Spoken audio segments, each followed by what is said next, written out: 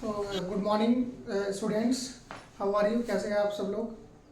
तो जैसा कि आप लोगों ने लास्ट 2 वीडियोस देखी होंगी जिनमें हमने जो हमारे प्रैक्टिकल्स होते हैं केमिस्ट्री के क्लास 12 के, उनमें जो फर्स्ट एक्सपेरिमेंट है जो हमारा 8 मार्क्स का हुआ करता था वॉल्यूमेट्रिक एनालिसिस, उसको हम कंप्लीट कर चुके हैं। और उसके अंदर हमने 2 प्रैक्टिकल्स किए हैं जिसमें टाइट्रेशन ऑक्सैलिक एसिड की और मोर सॉल्ट की, दोनों कर चुके हैं।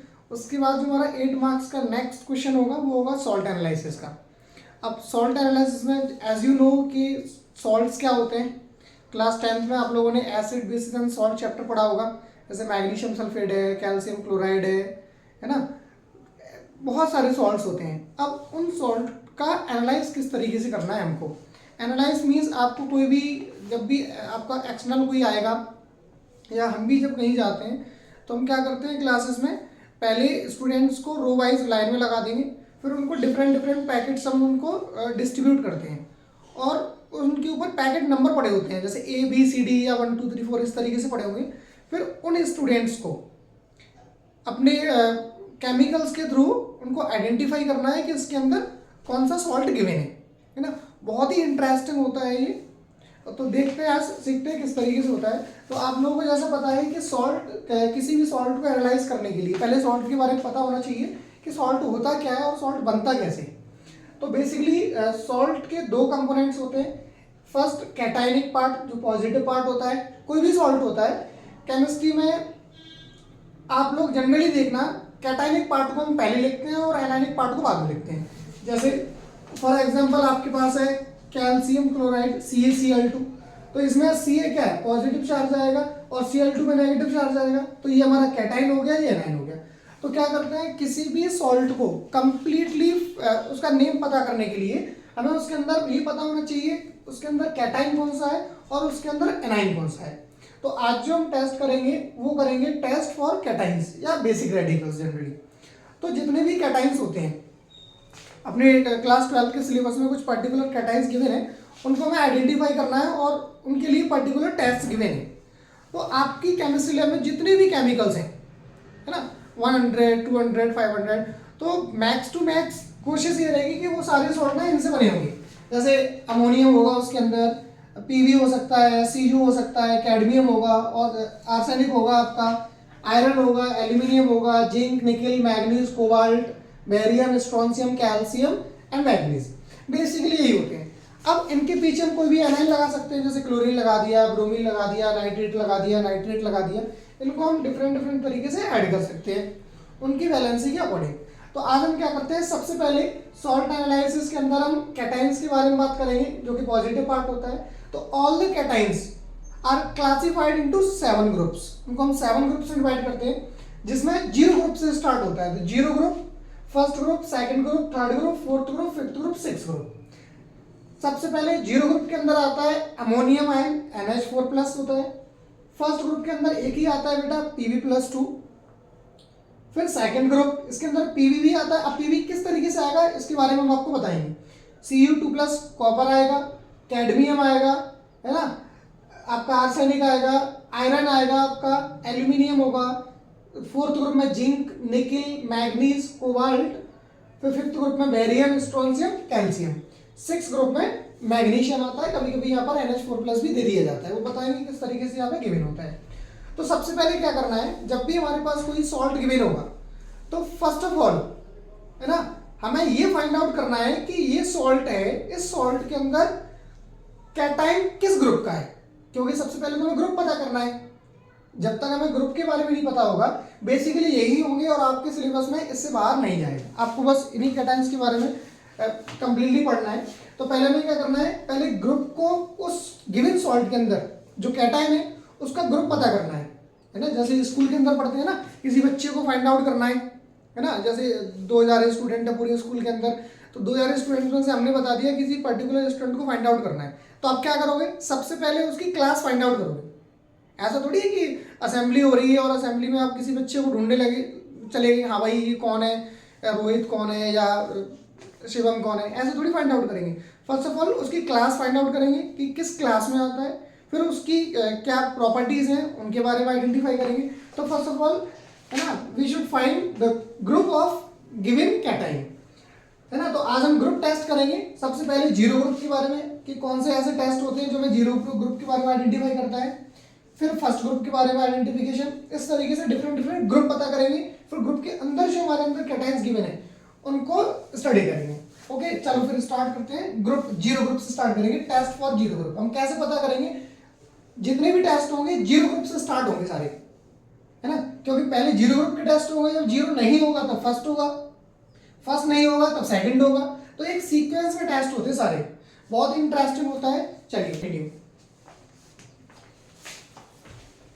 हाँ तो स्टूडेंट्स स्टार्ट करते हैं हम detection of ammonium ion in zero group.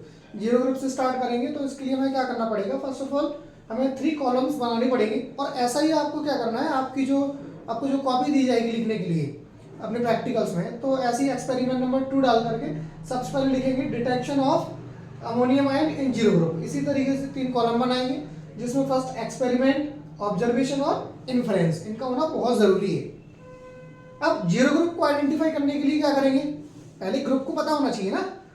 तो अ पिंच ऑफ सॉल्ट, जो हमें सॉल्ट गिवन है उस सॉल्ट को फर्स्ट ऑफ ऑल, चाहे वो फर्स्ट ग्रुप का हो, सेकंड ग्रुप का हो, थर्ड ग्रुप का हो, किसी भी ग्रुप का हो, सबसे पहले क्या करेंगे? उसको हम टेस्ट ट्यूब में डालेंगे और फिर उसमें NaOH सॉल्यूशन डालेंगे।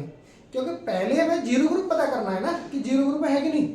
अगर जीरो ग्रुप नहीं होगा तब कोई फर्स्ट ग्रुप का होगा, फर्स्ट का नहीं होगा तो फिर सेकंड ग्रुप का होगा।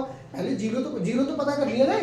तो pinch of salt in test tube and add NaOH solution and then boil it. थोड़ा सा उसको बॉईल करेंगे, उससे हमें क्या ऑब्जर्व होगा? A colourless gas with smell like ammonia. Ammonia जैसी स्मेल आएगी। इन्फ्रेंस में नोट करेंगे may be NH4+ in zero group. हो सकता है कि NH4+ प्रेजेंट हो, लेकिन कंफर्म नहीं है अभी। अब इसको कंफर्म करने के लिए क्या करेंगे? फिर से हम सेकंड एक्सपेरिमेंट, एक कंफर्मेटरी टेस्ट का होना बहुत जरूरी है। तो bring the glass rod dipped in dilute HCl। Glass rod लेंगे और ग्लास रॉड को हम डाइल्यूट HCl के अंदर डालेंगे। डाइल्यूट HCl के अंदर डाल करके फिर जो हमारी टेस्ट ट्यूब है जिसके अंदर हमने सॉल्ट ले रखा था और NaOH ऐड किया था, तो उस ग्लास रॉड को उसके माउथ पे ले जाएंगे डिप करके। जैसे डिप करके माउथ पे ले जाएंगे तो डेंस व्हाइट फ्यूम क्रिएट होंगे वहां पे। ये हमारा ये कंफर्म कर देंगे कि इसके अंदर NH4+ प्रेजेंट है। बस इतना ही करना है। एक प्रिलिमिनरी टेस्ट, एक कंफर्मेटरी टेस्ट हो गया। अगर सपोज करो हमने NaOH सॉल्यूशन डाला और अमोनिकल स्मेल नहीं आई, तो इससे क्या कंफर्म होगा? इससे ये कंफर्म होगा कि उसके अंदर जीरो ग्रुप प्रेजेंट नहीं है। अब जीरो नहीं है तो फिर कोई भी हो सकता है। तो फिर हम उसमें क्या लिखेंगे? जीरो ग्रुप एब्सेंट, है ना। अब उसके लिए दूसरा टेस्ट करेंगे कि अब फिर चेक करेंगे फर्स्ट ग्रुप है कि नहीं। तो हम चलते हैं फर्स्ट ग्रुप पे। अब फर्स्ट ग्रुप को कैसे आइडेंटिफाई करेंगे? ठीक है, चलो नोट हो गया। अब क्या करेंगे? Detection of Pb+2 in first group.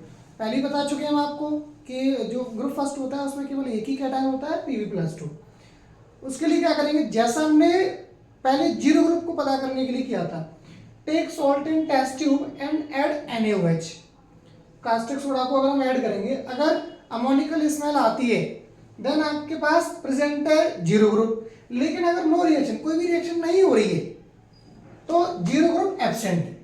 Is that clear? तो यहां से हमारे पास ये कंफर्म हो जाता है नो रिएक्शन की हेल्प से कि जीरो ग्रुप प्रेजेंट नहीं है हमारे पास। तब जीरो ग्रुप प्रेजेंट नहीं है तो कोई अदर ग्रुप हो सकते हैं, लेकिन हमें सीक्वेंस फॉलो करना है। तो सीक्वेंस के हिसाब से सबसे पहले फर्स्ट ग्रुप के बारे में आइडेंटिफिकेशन करेंगे। तो take original solution in distil water. Solution को डिस्टिल वाटर में लेंगे एंड डाइल्यूट HCl ऐड करेंगे और उसको शेक करेंगे। शेक करने के बाद अगर हमें व्हाइट PPT मिलते हैं बेटा, व्हाइट PPT हमें ये इंडिकेट करते हैं कि हमारे पास फर्स्ट ग्रुप प्रेजेंट है।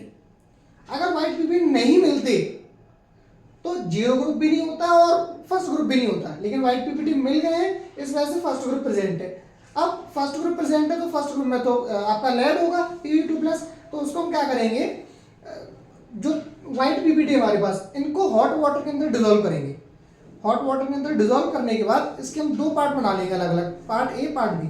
पार्ट ए को हम पोटेशियम क्रोमेट सॉल्यूशन में डालेंगे। जैसे पोटेशियम क्रोमेट सॉल्यूशन में डालेंगे हमारे पास येलो PPT बनेंगे और येलो PPT ये इंडिकेट करेंगे हमारे पास Pb+2 प्रेजेंट है। अगर पोटेशियम क्रोमेट नहीं है आपके पास तो आप यूज कर सकते हो पोटेशियम आयोडाइड सॉल्यूशन। वो भी हमारा कंफर्मेटरी टेस्ट दे देगा येलो PPT की हेल्प से कि Pb+2 कंफर्म है। Is that clear? First group clear हुआ। अब सेकंड ग्रुप के लिए क्या करेंगे, सेकंड ग्रुप में यहां तक ये वाला भी करेंगे हम और ये भी करेंगे इसके अंदर, क्योंकि पहले हमें ये भी बताना है कि कौन सा ग्रुप प्रेजेंट नहीं है, उसके बाद बताना है कि कौन सा ग्रुप प्रेजेंट है। अंडरस्टैंड। तो अब नेक्स्ट चलते हैं सेकंड ग्रुप पे। सेकंड ग्रुप में कैसे करेंगे देखते हैं। जीरो ग्रुप और फर्स्ट ग्रुप कंफर्म हो गया हमारे। अब चलेंगे सेकंड ग्रुप की तरफ। तो सबसे पहले एक्सपेरिमेंट, ऑब्जर्वेशन, इन्फ्लुएंस, सेम उन्हीं की तरीके से हेडिंग रहेंगी इनमें। पहले जीरो ग्रुप पता करेंगे प्रेजेंट है कि नहीं, तो salt NaOH no reaction, zero group absent. Second salt NaOH HCl, फिर भी अगर कोई रिएक्शन नहीं होती है तो इसका मतलब क्या है, फर्स्ट ग्रुप एब्सेंट है, क्योंकि फर्स्ट ग्रुप का रिएजेंट क्या है, डाइल्यूट HCl ऐड करते हैं उसके अंदर। फिर हम क्या करेंगे, अगर फर्स्ट ग्रुप भी एब्सेंट है तो पास H2S गैस, वो जो हमारे टेस्ट ट्यूब में सॉल्यूशन है उसमें H2S गैस पास कराएंगे, और H2S गैस पास कराने के बाद अगर ब्लैक PPT बनेंगे, ब्लैक प्रेसिपिटेट बनेंगे, तो इसका मतलब क्या है, सेकंड ग्रुप प्रेजेंट है, और सेकंड ग्रुप के अंदर भी या तो Pb+2 प्रेजेंट है या फिर Cu2+ प्रेजेंट है। अगर येलो PPT होंगे तो AS प्रेजेंट है, AS3+। Is that clear. अब अगर आपके पास ब्लैक PPT प्रेजेंट है, अगर आपके पास ब्लैक PPT प्रेजेंट है, तब आप क्या करोगे, या तो PV का टेस्ट करोगे या Cu का। तो PV का पहले कर चुके हो ग्रुप 1 के अंदर, तो उसको करने की नीड नहीं है। Cu का टेस्ट करेंगे, तो क्या करेंगे, सॉल्यूशन में हम क्या करेंगे, NH4OH अमोनियम हाइड्रोक्साइड उसके अंदर ऐड कर देंगे। तो जैसे अमोनियम हाइड्रोक्साइड ऐड करेंगे तो हमारे पास डीप ब्लू सॉल्यूशन हो जाएगा। अगर सॉल्यूशन का कलर डीप ब्लू हो रहा है, दैट मींस उसके अंदर Cu2+ कंफर्म है। तो Cu हो गया। अगर हमारे पास येलो PPT है तो येलो PPT को क्या करेंगे, हम कंसंट्रेटेड नाइट्रिक एसिड के अंदर डालेंगे और उसमें अमोनियम मॉलिब्डेट मिक्स करेंगे, अमोनियम मॉलिब्डेट का सॉल्यूशन।